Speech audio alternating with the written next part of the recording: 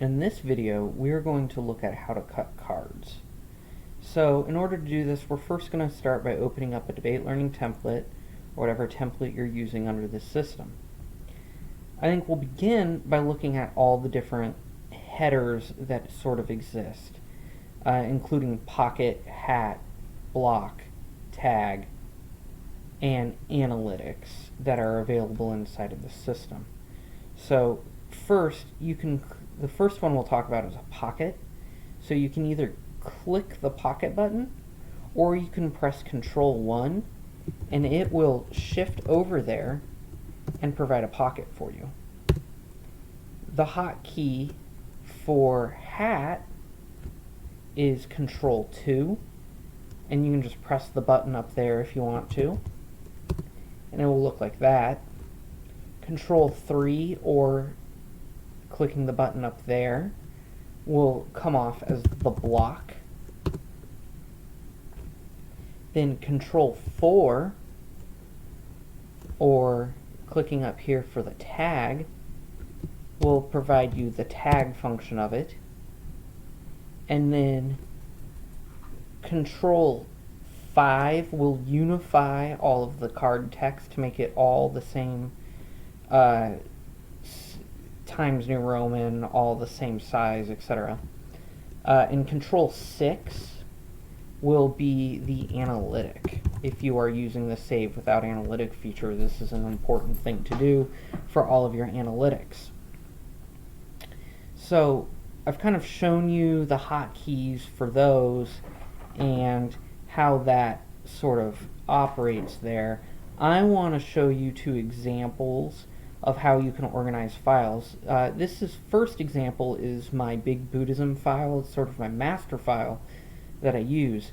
Now, I have broken it up differently than a lot of people, but this is such a big file that it needs to be broken up this way. For example, if you look at the link section right here in the document map and click on that, links as a subsection is a pocket, which means that all of my links are in that section.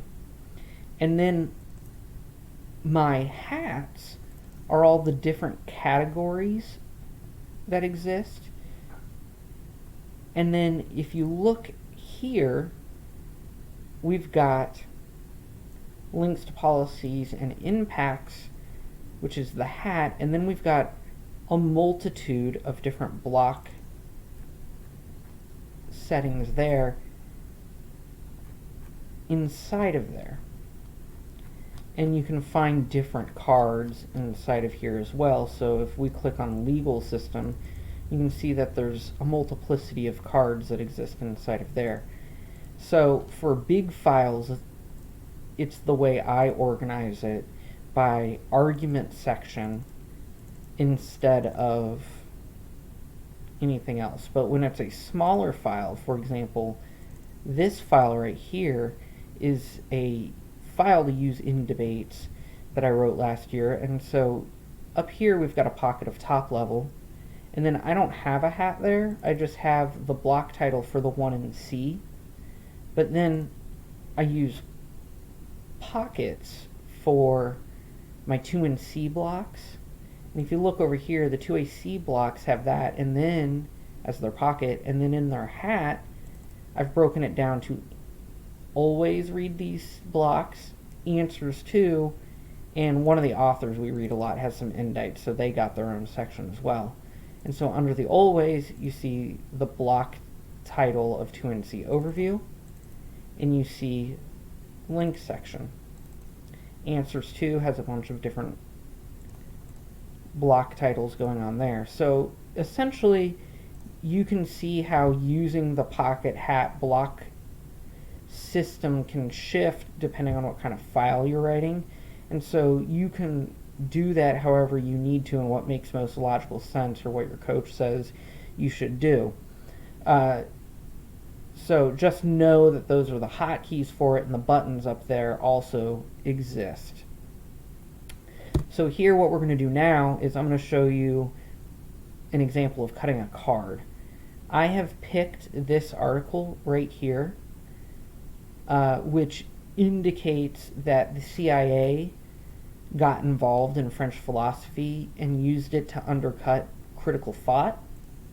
And so I'm going to tag it as in the K alternative will fail, CIA will infiltrate and prevent mainstream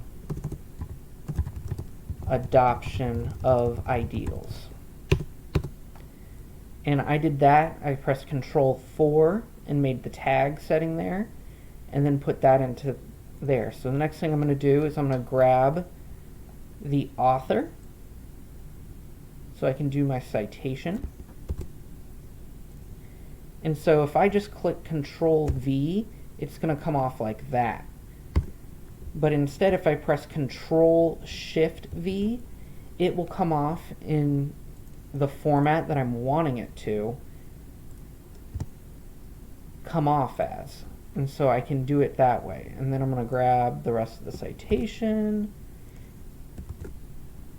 Again, using the Control Shift V so that it saves without formatting.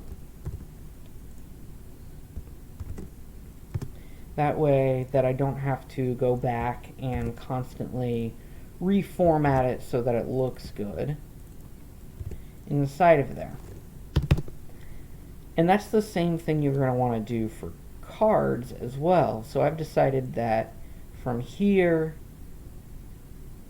to here, we've got a card. And so again, I'll come back over here, I'll press Control Shift V, and that will come in here without any formatting to it so that it's clean. And then I will show you how to underline. And the underline is, so I've selected some text and I'm going to underline it. I can quickly do it by pressing Control Shift Z, and you can see that I've underlined that section of text for the card that would be there. And then I can do this down here as well. Obviously this isn't a very good underlining, so I'm not actually underlining it. I'm just showing you sort of what's going on. So I can do that. And then another feature in here is that I can pick text, and then if I want to highlight them quickly, I can press Control Shift X, and that will highlight for me. The highlighting color, unfortunately, is always going to be yellow, but it's there and is an option for you to quickly highlight cards. Otherwise, you can just use this highlight feature up here and pick a color if it really doesn't work for you. And then another feature in here is, let's say that this was actually a legitimate underlining of the card. I might decide that I want to shrink all of that text. So I can press Control Shift D, and it will shrink all of that text to make it a little bit more readable of a card. And then the last thing that you want to know about is the remove returns. And that way it makes it all one giant paragraph and makes it that much easier to read. So I will list off all of those features and the hotkeys that are dedicated to that down below, and you can use those when you are cutting cards.